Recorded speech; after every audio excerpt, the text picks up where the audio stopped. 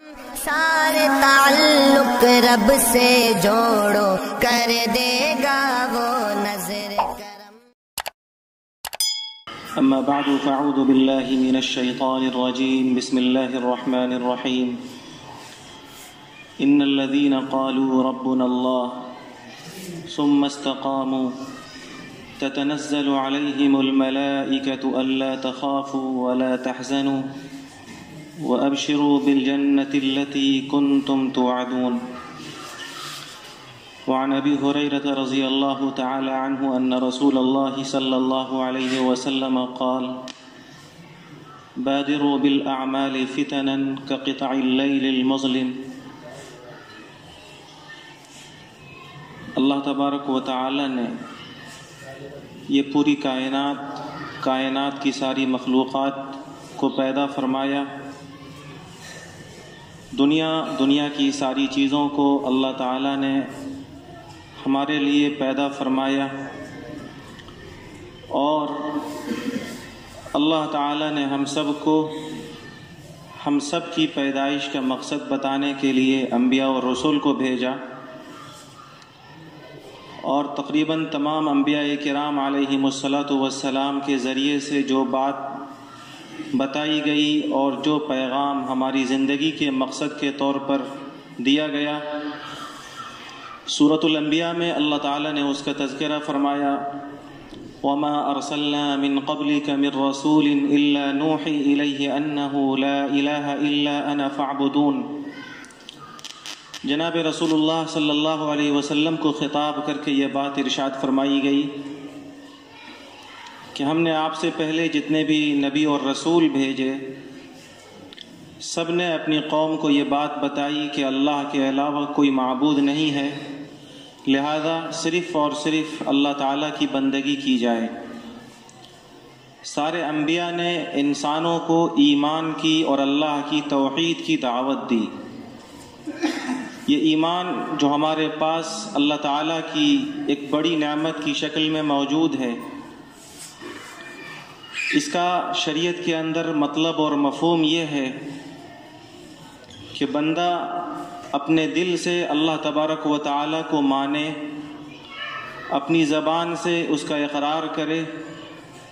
اور جب دل سے بندے نے اللہ کو مان لیا، زبان سے اس نے اقرار کر لیا، تو پھر اپنے پورے وجود کو اللہ کے حوالے کر دے کہ زندگی کے سارے معاملات اللہ کے احکامات کے مطابق بندہ کرے۔ یہ ایمان کا بنیادی مطلب ہے۔ اسی ایمان کو توحید بھی کہتے ہیں۔ یہ ایمان اور یہ توحید، اس کے دو پہلو ہیں۔ ایک پہلو یہ ہے اللہ تعالیٰ کی ذات پر ایمان لانے کا، توحید ربوبیت، کہ ہم سب یہ مانیں کہ یہ دنیا کی ساری چیزیں میرے سے پہلے والوں کا، سب کا خالق، سب کا پیدا کرنے والا، سب کا پالنے والا، پوسنے والا، سارے نظام کو سنبھالنے والا صرف اور صرف اللہ رب العالمین کی ذات ہے۔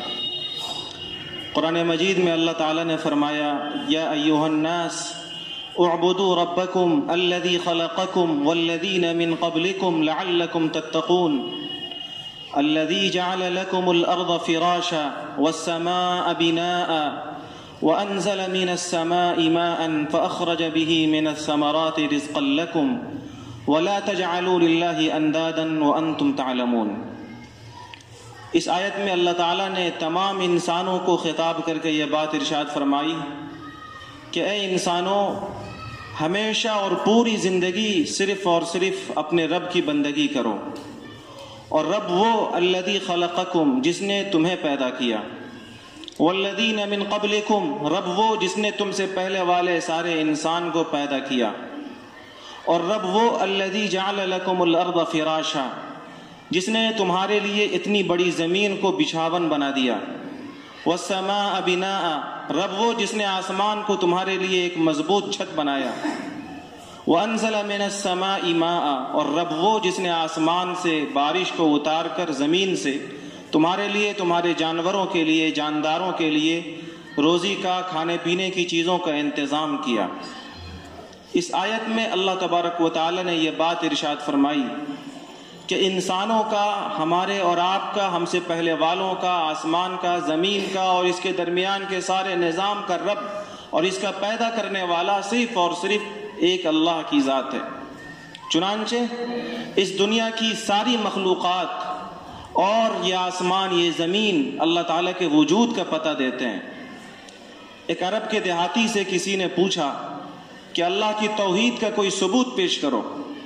تو اس نے برجستہ کہا کہ اونٹ کی میگنی اس بات کا پتہ دیتی ہے کہ یہاں سے اونٹ گزرا ہے، قدموں کے نشانات یہ بات بتاتے ہیں کہ یہاں سے کوئی گزرنے والا گزرا ہے، تو اتنا بڑا برجوں والا آسمان اور اتنی بڑی زمین کیا یہ اللہ کے وجود کا پتہ نہیں دیتے؟ یہ آسمان، زمین اور ان کی بڑی بڑی مخلوقات اور یہ سارا نظام اللہ رب العالمین کی ذات کا پتہ دیتے ہیں۔ خود قرآن مجید میں اللہ تبارک و تعالی نے مخلوقات اور کائنات کے آثار کو اللہ کی معرفت اور اللہ کی ثبوت کے طور پر پیش فرمایا گیا ہے۔ اللہ تعالیٰ فرماتے ہیں ان فی اختلاف اللیل والنہار وما خلق اللہ فی السماوات والارض لآیات لقوم یتقون، کہ رات اور دن کے عدلنے بدلنے میں اور ان تمام مخلوقات میں جو اللہ نے آسمان و زمین میں پیدا فرمایا، یہ نشانیاں ہیں ان لوگوں کے لیے جو اللہ تعالیٰ سے ڈرتے ہیں۔ یہ ساری چیزیں اللہ تعالیٰ کے وجود کا پتہ دیتے ہیں، جس کی بنیاد پر اللہ کے بندوں کے ایمان میں اور اللہ تعالیٰ کے بندوں کے اندر اللہ کی معرفت میں، اللہ کی پہچان کے اندر اضافہ ہوتا ہے۔ یہ ایمان کا ایک پہلا مطلب ہے کہ ایمان والا اللہ کو اپنا رب مانے، توحید ربوبیت، کہ ساری چیزوں کا رب اور پالنے والا، پوسنے والا، نظام کو سنبھالنے والا صرف اللہ۔ توحید کا ایک دوسرا مطلب ہے توحید الوہیت، کہ جب آپ نے یہ مان لیا کہ سب کچھ کا پیدا کرنے والا صرف اللہ ہے، میرا، ہم سے پہلے والوں کا، بعد والوں کا اور ساری چیزوں کا پیدا کرنے والا، سب کی روزی کا مالک، پوری کائنات کے نظام کو سنبھالنے والا صرف ایک اللہ ہے، تو پھر توحید الوہیت کا مطلب یہ ہے کہ آپ کو یہ بھی ماننا ہوگا کہ آپ بندگی صرف اور صرف اسی ایک اللہ کی کریں گے۔ جب ساری چیزوں کا خالق ایک اللہ ہے، ساری چیزوں کا مالک صرف ایک اللہ ہے، تو اب صرف اسی ایک الہ کے سامنے، صرف اسی ایک اللہ کے سامنے بندہ اپنی پیشانی کو جھکائے گا۔ اس اللہ کے علاوہ کسی کی پوجا اور پرستش نہیں کی جا سکتی، نہ تو کسی نبی کی، نہ کسی ولی کی، نہ کسی عالم کی، نہ کسی بزرگ کی، نہ کسی سورج اور چاند کی، نہ کسی دیوی اور دیوتا کی، کسی چیز کی پوجا نہیں کی جا سکتی۔ پوجا صرف اور صرف اللہ کی ذات کی جائے گی۔ لا تدعو مع اللہ الہا آخر لا الہ الا ہو کل شیء ہالک الا وجہہ لہ الحکم والیہ ترجعون۔ ہم سے مطالبہ کیا گیا کہ اللہ کے ساتھ کسی کو اپنا معبود نہ بناؤ، اللہ کے ساتھ کسی کو اپنا مشکل کشا نہ سمجھو، اللہ کے علاوہ کسی کے سامنے اپنے ماتھا کو اور اپنی پیشانی کو نہ ٹیکو، نہ سورج کی پوجا کرو، نہ چاند کی، نہ اللہ کے علاوہ کسی اور کی، کیونکہ لا الہ الا ہو، اللہ کے علاوہ کوئی تمہارا معبود نہیں ہے۔ کل شیء ہالک الا وجہہ،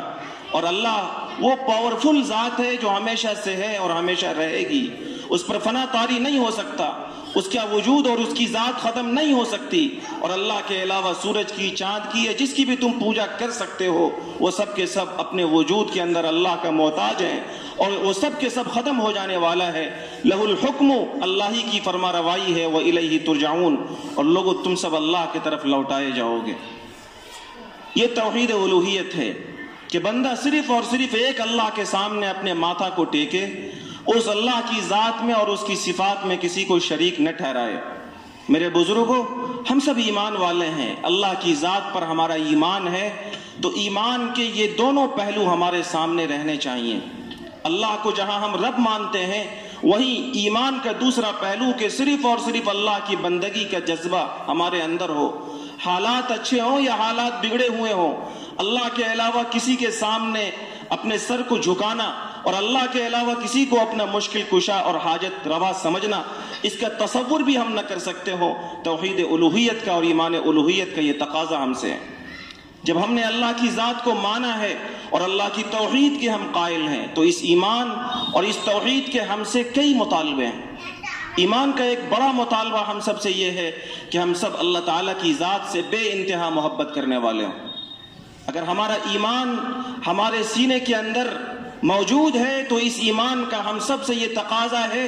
کہ ہم اللہ کی ذات سے اپنے آپ سے زیادہ، اپنی بیوی بچوں سے زیادہ، اپنے خاندان سے زیادہ، اپنی دنیا جہان کی ساری چیزوں سے زیادہ محبت کرنے والے ہوں۔ وَمِنَ النَّاسِ مَن يَتَّخِذُ مِن دُونِ اللَّهِ أَندَادًا يُحِبُّونَهُمْ كَحُبِّ اللَّهِ وَالَّذِينَ آمَنُوا أَشَدُّ حُبًّا لِلَّهِ۔ اللہ فرماتے ہیں کہ بعض لوگ وہ ہیں جو اللہ کے علاوہ دوسروں کو بھی اپنا معبود بنا لیتے ہیں، بعض لوگ وہ ہیں جو اللہ کے علاوہ دیوی دیوتاؤں کو اور اپنے بزرگوں کو اپنا معبود اور اپنا خالق مالک سمجھنے لگتے ہیں، اور اللہ کے علاوہ ان چیزوں سے بھی ویسی محبت کرتے ہیں جیسی محبت اللہ سے کی جانی چاہیے۔ والذین آمنوا اشد حبا للہ، اور پھر اللہ نے فرمایا کہ جو لوگ ایمان والے ہیں، جن کا ایمان مضبوط ہے، وہ اللہ تعالیٰ سے محبت کے آخری درجے تک محبت کرتے ہیں، بے انتہا محبت کرتے ہیں، اللہ کی ذات سے انہیں عشق ہوتا ہے۔ جب بندہ ایمان والا، اس کے دل کے اندر اللہ کی محبت اس درجے میں ہو، اشد حبا للہ، جس کے بارے میں کہا جائے کہ عشق کے درجے میں اسے اللہ سے محبت ہے، تو پھر بندہ اللہ کی اطاعت کرتا ہے، پھر بندہ اللہ کے حکموں کے آگے اپنے سر کو جھکاتا ہے، پھر بندہ اپنے نفسانی خواہشات کی غلامی نہیں کرتا، پھر بندہ رسم و رواج اور اپنے اقربا کی باتیں نہیں مانتا، بلکہ اس لیے کہ وہ اللہ سے محبت کرتا ہے، دنیا جہان کے سارے رسموں کو توڑ کر اللہ کی عبادت اور پرستش پر مجبور ہوتا ہے۔ ایمان کا ایک دوسرا تقاضا ہم سب سے یہ ہے کہ اللہ سے ہم ڈرنے والے ہوں۔ قرآن مجید میں کہا گیا والذین هم بربهم مشفقون والذین هم من خشیت ربهم مشفقون، کہ ایمان والے وہ ہیں جو اللہ کی خشیت کی وجہ سے اللہ سے ڈرتے ہیں۔ اللہ سے جب ڈر بندے کے دل کے اندر ہوتا ہے تو پھر بندہ اللہ کی ناراضگی والے کام نہیں کرتا۔ جب بندہ اللہ سے ڈرتا ہے، آخرت کا استحضار، قبر کی صورتحال اس کے سامنے ہوتی ہے، تو پھر بندہ اللہ کے حکموں سے سرتابی نہیں کرتا، پھر بندہ اللہ کے احکام کے سامنے اکڑتا نہیں، بلکہ اس لیے کہ اسے اللہ سے ڈر ہے، اسے قبر کا خوف ہے، اسے آخرت کا استحضار ہے، اسے مرنے کے بعد کی زندگی کا استحضار ہے، اسے اللہ تبارک و تعالیٰ کی ذات و صفات کا اور اللہ کے قہر و غصے کا استحضار ہے، وہ اللہ سے ڈر کر اللہ کی ناراضگی سے اپنے آپ کو بچا لیتا ہے۔ ایمان کا ایک تیسرا ہم سب سے مطالبہ یہ ہے کہ ہم زندگی کے ہر پہلو میں اور اپنے شب و روز کے ہر لمحے میں اللہ کو یاد رکھنے والے بنیں۔ ہم رات میں ہوں، دن میں ہوں، سو رہے ہوں، جاگ رہے ہوں، چل رہے ہوں، پھر رہے ہوں، ہم زندگی کے کسی بھی معاملے میں ہوں اور اپنی زندگی کے کسی بھی پہلو میں ہوں، ہم اللہ سے ڈرنے والے ہوں۔ اللہ تعالیٰ فرماتے ہیں الذین یذکرون اللہ قیاما وقعودا وعلی جنوبہم ویتفکرون فی خلق السماوات والارض ربنا ما خلقت ھذا باطلا سبحانک فقنا عذاب النار۔ اللہ تعالیٰ فرماتے ہیں کہ اللہ کے نیک بندے، کامل ایمان والے وہ ہیں جو اللہ تعالیٰ کو یاد رکھتے ہیں، اللہ کی یاد ہر آن اس کے ساتھ ہوتی ہے، وہ سو رہے ہوں تب بھی، وہ چل رہے ہوں تب بھی، وہ بیٹھے ہوئے ہوں تب بھی، ہر آن ہر پہلو بس اللہ کی یاد، اللہ کی بات اس کے ذہن و دماغ میں چھائی ہوئی ہوتی ہے۔ وَيَتَفَكَّرُونَ فِي خَلْقِ السَّمَاوَاتِ وَالْأَرْضِ، ایمان والے وہ ہیں کہ آسمان و زمین کی تخلیق میں غور و فکر کرتے ہیں، اتنا بڑا آسمان، اتنی بڑی زمین، کائنات کی یہ ساری چیزیں میرے رب نے، میرے اللہ نے پیدا کی ہے۔ ربنا ما خلقت ھذا باطلا، اے میرے اللہ آپ نے اتنا بڑا نظام بیکار نہیں بنایا، اس نظام کا ایک بڑا مقصد ہے۔ سبحانک، اللہ آپ کی ذات ساری کمیوں سے پاک ہے۔ فقنا عذاب النار، میرے مولا ہم سب کو جہنم کی آگ سے بچا لیجئے۔ یہ ایمان کا اور ایک تیسرا مطالبہ ہے کہ ہم سب زندگی کے ہر پہلو میں اللہ کی یاد کے ساتھ اپنی زندگی کے معاملات کو کرنے والے ہوں۔ ایمان کا ایک چوتھا مطالبہ ہم سب سے یہ ہے کہ ہم جب ایمان اللہ پر لا چکے، ہم نے جب اللہ کو اپنا رب مان لیا، ہم نے جب اللہ کو اپنا الہ مان لیا، تو پھر الذین آمنوا ولم یلبسوا ایمانہم بظلم اولئک لہم الامن وہم مہتدون۔ ہم اپنے ایمان کے ساتھ کبھی شرک کا سودا نہ کریں، ایمان اور ایمان کے تقاضوں کے ساتھ کبھی ظلم نہ کریں، ایمان اور ایمان کے ساتھ کبھی اللہ تعالیٰ کی ذات و صفات میں شرک اور کفر کو شامل نہ کریں۔ اللہ فرماتے ہیں کہ حقیقی معنوں میں امن، چین، سکون کی زندگی اور حقیقی معنوں میں ہدایت پر صرف وہ ایمان والے ہیں الذین آمنوا ولم یلبسوا ایمانہم بظلم، جو ایمان لانے کے بعد ایمان کے ساتھ ظلم کا اور شرک کی ملاوٹ نہیں کرتے۔ ایمان کے بعد جب بندہ شرک و کفر سے اور ظلم کی ملاوٹ سے اپنے ایمان کو بچاتا ہے، اللہ فرماتے ہیں ایسے ہی لوگوں کے لیے حقیقی معنوں میں امن اور چین و سکون کی زندگی ہے، اور ایسے ہی لوگوں کے لیے اولئک هم المہتدون ہدایت ہے۔ ایمان کا ایک 5واں مطالبہ ہم سب سے یہ ہے کہ جب ہم نے اللہ کی ذات کو مان لیا تو پھر ہم اللہ کی ذات میں، اللہ کی صفات میں کبھی بھی ذرہ برابر بھی شک کرنے والے نہ ہوں۔ جب بندہ ایمان لے آیا تو پھر اس ایمان کے ساتھ اپنی زندگی کو گزارے، اللہ کی ذات اور صفت میں کبھی بھی ذرہ برابر بھی اسے شک اور شبہ نہ ہو۔ اللہ فرماتے ہیں انما المؤمنون الذین آمنوا باللہ ثم لم یرتابوا، حقیقی معنوں میں ایمان والے وہ ہیں کہ جب ایمان لے آتے ہیں لم یرتابوا، تو پھر اس کے بعد اللہ کی نہ تو ذات میں نہ اللہ کی صفات میں سے کسی صفت میں ذرہ برابر بھی شک اور شبہ کرتے ہیں۔ ایمان کا ایک 6واں مطالبہ ہم سب سے یہ ہے کہ جب ہم نے پوری کائنات کا خالق اللہ کو مانا ہے، جب ہم نے اس بات کو مان لیا کہ وہی صرف ایک اللہ ہے جس کے علاوہ کسی کی پوجا نہیں کی جا سکتی، تو پھر ہم اپنی زندگی کے سارے معاملات کو اس اللہ کے سامنے پیش کرنے والے ہوں، چاہے موقع خوشی کا ہو تب بھی، چاہے موقع غم کا ہو تب بھی، چاہے کوئی بڑی ضرورت ہمارے سامنے درپیش ہو تب بھی، چاہے کوئی چھوٹی ضرورت درپیش ہو تب بھی، زندگی کا کوئی بھی معاملہ ہو اور زندگی کی کوئی بھی بے چینی ہو، زندگی کی کوئی بھی پریشانی ہو، ہم سب سے پہلے اپنی اس حاجت کو، اپنی اس ضرورت کو اور اپنی زندگی کی اس پریشانی کو اپنے اس ایک اللہ کے سامنے میں رکھیں، جس کے بارے میں اللہ نے فرمایا وَإِذَا سَأَلَكَ عِبَادِي عَنِّي فَإِنِّي قَرِيبٌ أُجِيبُ دَعْوَةَ الدَّاعِ إِذَا دَعَانِ فَلْيَسْتَجِيبُوا لِي وَلْيُؤْمِنُوا بِي لَعَلَّهُمْ يَرْشُدُونَ۔ اللہ فرماتے ہیں کہ اے نبی، جب میرے بندے آپ سے میرے بارے میں سوال کریں تو آپ کہہ دیجئے میرے بندوں سے انی قریب، میں ان سے بے انتہا قریب ہوں، اور اتنا قریب ہوں کہ ایک جگہ قرآن نے کہا شہرک سے بھی زیادہ قریب ہوں، ہمارے وجود سے بھی زیادہ قریب ہم سے ہمارا اللہ ہے۔ اجیب دعوت الداعی اذا دعان، اللہ فرماتے ہیں کہ میرے بندوں کو بتائیے کہ جب کوئی بھی پکارنے والا، کوئی بھی پریشان حال، کوئی بھی مجھ سے مانگنے والا اپنی کوئی بھی ضرورت مجھ سے مانگتا ہے، اجیب دعوت الداع، تو میں اس پکارنے والے کی پکار کو سنتا ہوں، میں قبول کرتا ہوں، اس کی ضرورت کو پوری کرتا ہوں، اس کی پریشانی کو دور کرتا ہوں۔ بندہ مجھ سے مانگے تو صحیح، فَلْيَسْتَجِيبُوا لِي وَلْيُؤْمِنُوا بِي لَعَلَّهُمْ يَرْشُدُونَ۔ جب رب ایسا کہ ہم سے قریب ہے، ہماری دعاؤں کو سنتا ہے، تو بندوں کو چاہیے کہ اسی پاک بارگاہ میں اپنی ساری ضرورتوں کو پیش کریں اور اسی اللہ پر اپنا مضبوط ایمان رکھیں تاکہ بندہ راہیاب ہو سکے۔ میرے بزرگوں، ان 6 مطالبات کے علاوہ ایمان کا ایک سب سے بڑا مطالبہ جو اس وقت مجھے آپ کے سامنے عرض کرنا ہے وہ یہ ہے کہ جب ہم نے اللہ کو مان لیا، جب ہم نے اللہ کو رب مان لیا، جب ہم نے اللہ کو الہ مان لیا، جب ہم نے یہ مان لیا کہ پوری کائنات کا رب صرف وہ اللہ ہے، اور جب ہم نے یہ مان لیا کہ پوجا صرف اس ایک الہ کی اور صرف اس ایک اللہ کی جا سکتی ہے، تو اب اس کے بعد اس ایمان پر جم جانا۔ ایک صحابی نے اللہ کے رسول صلی اللہ علیہ وسلم سے کہا یا رسول اللہ، مجھے کوئی ایسی نصیحت کیجئے، مجھے کوئی ایسی بات بتا دیجئے کہ آپ کے بعد مجھے کسی سے کچھ نصیحت پوچھنے کی اور کوئی بڑی بات معلوم کرنے کی ضرورت نہ پڑے، کوئی قیمتی اور کوئی جامع نصیحت کیجئے۔ آقا صلی اللہ علیہ وسلم نے اپنے اس پیارے صحابی سے فرمایا قل آمنت باللہ ثم استقم،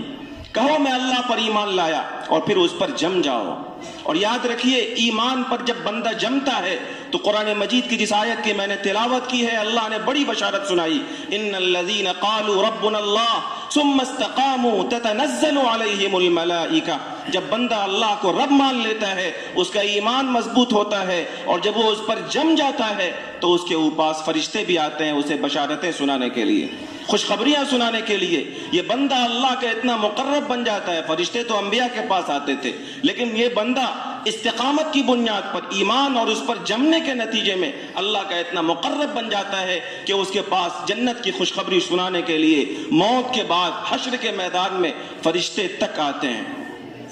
اور ایمان پر جمنا، ایمان پر استقامت، یہ امتحان کے بغیر نہیں ہوتا ہے۔ بہت توجہ کے ساتھ اس جملے کو نوٹ کیجئے کہ ہم ایمان پر کتنا جمتے ہیں۔ ایمان جب ہم نے لے آیا، اللہ کو ہم نے مان لیا، تو ہم ایمان پر جم رہے ہیں یا نہیں جم رہے ہیں؟ یہ بغیر امتحان کے، بغیر ابتلا کے، بغیر آزمائش کے معلوم نہیں کیا جا سکتا۔ اور اس وقت پوری دنیا اور پورے ملک کے جو حالات ہیں، یہ بات اب بالکل واضح طریقے سے کہی جا سکتی ہے کہ ایمان والوں کے ایمان کے امتحان کی بساط پھیلائی جا چکی ہے۔ آپ کے ایمان کے امتحان لینے کے لیے میدان ہموار کیا جا چکا ہے، چاہے حکومتی سطح پر ہو یا کسی اور سطح پر، ہر سطح پر آپ حکومت کے نعروں کو، آپ میڈیا کے اندر حکومت کے زیر اقتدار لوگوں کے جملوں کو، ان کے بیانات کو، اور پھر درختوں سے باندھ کر پیٹے جانے والے مسلمانوں کو، موب لنچنگ کے شکار ہونے والے مسلمانوں کے حالات کو دیکھ کر کیا آپ یہ نہیں کہہ سکتے کہ یقیناً ہمارے ایمان کے امتحان لیے جانے کا وقت آ چکا ہے؟ اور یہ تو بہت چھوٹی سی بات ہے کہ آپ سے آپ کی جان چھین لی جاتی ہے، آپ سے آپ کے مال کو چھین لیا جاتا ہے۔ اب سب سے بڑا حملہ یہ ہے کہ آپ سے آپ کے ایمان کا سودا کر لیا جائے، اور اس سلسلے میں بھی پوری تیاری ہو چکی ہے۔ ایمان والے ایمان پر جمتے ہیں یا نہیں جمتے، اس استقامت کا امتحان اللہ یوں لے رہا ہے کہ اس وقت پوری تیاری کے ساتھ آپ کے ایمان کو چھیننے کے لیے افراد کی تیاری کی جا رہی ہے اور کی جا چکی ہے۔ ملک کی ایک بہت بڑی فرقہ پرست تنظیم، ہزاروں اور لاکھوں کی تعداد میں انہوں نے ایسے نوجوانوں کی ٹریننگ دی ہے اور ایسے ہندو لڑکوں کی تربیت کی ہے جن کو شاندار لکھنوی اردو سکھائی جاتی ہے، جن کو سبحان اللہ، ماشاء اللہ، انا للہ کے جملے سکھائے جاتے ہیں، جن کو اس بات کی ضمانت دی جاتی ہے کہ اگر تم کسی ایک مسلم بچی کو مرتد کر دو تو تمہیں 2.5 لاکھ کا چیک فوری طور پہ دیا جائے گا، تمہیں جاب دیا جائے گا، اور تمہارے لیے تمہارا فلیٹ کا نظم بھی کیا جائے گا، رہائش کا بھی انتظام، جاب کا بھی انتظام، اور تمہارے لیے 2.5 لاکھ نقد رقم کا بھی انتظام ہوگا۔ اور یہ صرف نعرے کی حد تک بات نہیں ہے، ہم اور آپ شاید اپنے اپنے گھروں میں مطمئن ہوں، لیکن اس ملک کے اندر جو لوگ ہماری جان اور ہمارے مال اور ہمارے دین و ایمان کی حفاظت کے لیے روتے ہیں اور کڑتے ہیں، انہوں نے باضابطہ سروے کیا اس بات کا کہ باطل طاقتیں ایمان والوں سے ایمان کو چھیننے میں کتنے کامیاب ہیں۔ تو سروے ہے کہ اس ملک میں گزشتہ دنوں 8 لاکھ مسلم بیٹیاں غیروں کے ساتھ اپنے ایمان کا سودا کر چکی ہیں۔ آپ کو شاید یہ تعداد بہت بڑی لگے، لیکن باضابطہ سروے کے نتیجے میں ایک ڈیٹا یہ ہمیں بتاتا ہے کہ تقریباً 8 لاکھ بچیاں وہ ہیں جو ایمان کے بعد ایمان پر نہیں جم سکی اور وہ غیروں کے ساتھ جا چکی ہیں۔ ملک کے ایک بڑے عالم دین حضرت مولانا خلیل الرحمان سجاد نعمانی دامت برکاتہم باضابطہ اس ٹیم کے اندر مشیر کی حیثیت سے شریک تھے جنہوں نے یہ سروے کیا، اور صحیح ڈیٹا معلوم کرنے کے لیے سپریم کورٹ کے ایک وکیل سے مشورے کے بعد یہ طریقہ اختیار کیا گیا کہ ہر ملک کے ہر ضلع کے اندر جو میرج رجسٹریشن آفس ہے وہاں سے یہ ڈیٹا لیا جائے، کیونکہ سرکاری ضابطے کے مطابق جب کوئی لڑکا یا لڑکی سول میرج کرتے ہیں، غیر مذہب میں شادی کرتے ہیں، تو انہیں حکومت کے یہاں میرج رجسٹریشن کے آفس میں جا کر درخواست دینی ہوتی ہے، اور وہاں میرج رجسٹرار اس کے نام کو اور لڑکی کے نام کو باضابطہ 1 مہینے تک نوٹس بورڈ پر لگاتا ہے۔ اگر اس کے کسی ولی کو، اس کے گھر والے کو شکایت کرنی ہوتی ہے تو وہ 1 مہینے کے اندر شکایت کرتے ہیں، نہیں شکایت ہوتی ہے تو 1 مہینے کے بعد باضابطہ اس نکاح کو، اس میرج کو قانونی تحفظ فراہم کر دیا جاتا ہے۔ اور تقریباً 8 لاکھ ایسی مسلم بچیاں ہیں جو اپنے ایمان سے اپنا ہاتھ دھو چکی ہیں۔ میرے بزرگوں اور دوستوں، یہ وہ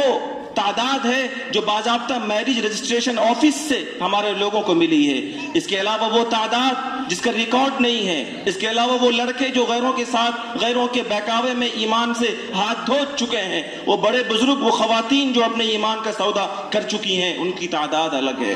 اس لیے اس نازک وقت میں ایمان والوں کی سب سے بڑی ذمہ داری، ایمان والوں کی سب سے بڑی ذمہ داری، اور اگر میں یہ کہوں کہ ہماری ذمہ داری ہمارے کھانے پینے کی فکر سے زیادہ، ہمارے اپنے اور اپنے بچوں کے لیے اچھے مکانات کی فکر سے زیادہ، اور ہمیں اپنے لیے اور اپنے بچوں کے لیے اچھے کپڑوں کے انتظام سے بھی زیادہ اگر کوئی بڑی ذمہ داری ہمارے سر پر ہے تو وہ یہ ہے کہ جس طریقے سے باطل طاقتوں نے ایمان سے چھیننے کے لیے، آپ کے نسلوں کے ایمان کو آپ سے چھیننے کے لیے روڈ میپ اور باضابطہ منظم پلان تیار کیا ہے، آپ اپنے ایمان کے پر استقامت کے لیے اور اپنے نسلوں کے ایمان کی حفاظت کے لیے مضبوط منصوبے بنائیے۔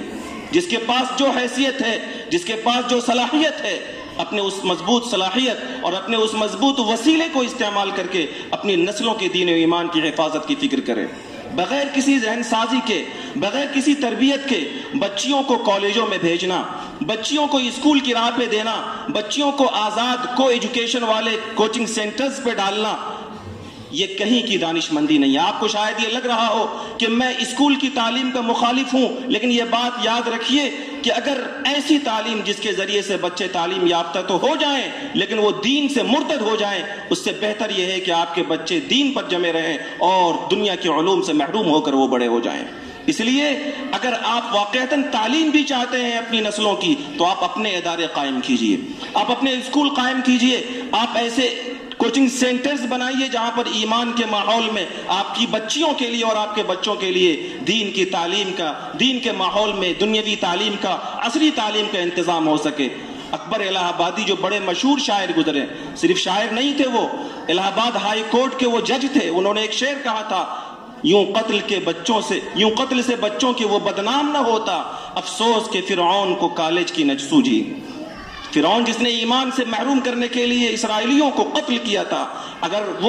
اگر کالج کھول دیتا، کالج میں بچے اور بچیوں کا داخلہ کر دیا جاتا تو وہ یوں ہی ایمان سے محروم ہوتا۔ یہ کسی مولوی کی بات نہیں ہے، اکبر الہ آبادی جو ہائی کورٹ کا جج رہ چکے ہیں، جو ایک بڑے شاعر ہیں، انہوں نے اس طرح کی بات کہی ہے۔ اس لیے اپنے بچوں کے ایمان کی حفاظت کرنا اور ایمان پر استقامت اور ایمان پر جماؤں کی شکلیں اختیار کرنا، کوچنگ سینٹرز، اسکول اور کالجوں کی راہ پر جانے والے بچوں کے ایمان کی فکر کرنا، ان کو مسجد کے مکتبوں سے جوڑنا، ان کے لیے اپنے ایسے اسکول اور کالج کا انتظام کرنا جہاں دین کے ماحول میں ان کی دنیا کی تعلیم کا نظم ہو سکے، یہ اس وقت کی ہماری، آپ کی اور ہم سب کی سب سے بڑی ذمہ داری ہے۔ میں سب سے بڑی ذمہ داری اسے کہہ رہا ہوں، اس کو بہت توجہ کے ساتھ لینے کی ضرورت ہے۔ اللہ تعالیٰ سے دعا ہے کہ اللہ تعالیٰ ہم سب کو اپنے ایمان کی حفاظت کرنے والا بنائے، ایمان کے مطالبوں پر عمل کرنے والا بنائے۔ وآخر دعوانا ان الحمد للہ رب العالمین۔